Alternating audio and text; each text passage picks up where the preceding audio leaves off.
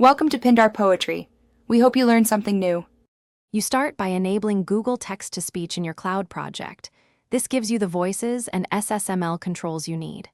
Once done, attach a billing account. Don't worry, the free tier can cover short tests.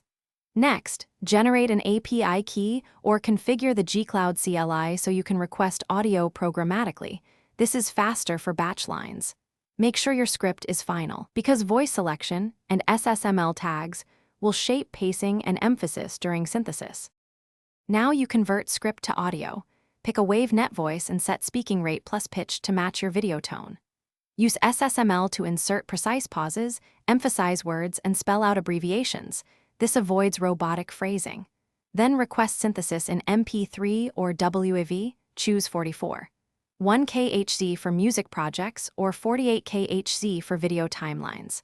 Once the file downloads, normalize levels and, if needed, remove breaths in your DAW, so the narration. Import the synthesized audio into your editor and place it on a narration track.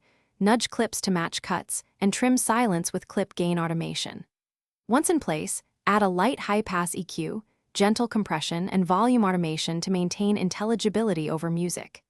If a line sounds off, timing, pronunciation, or emphasis, resynthesize that sentence with adjusted SSML or a different voice, then replace the clip. This is faster than heavy editing and preserves natural cadence.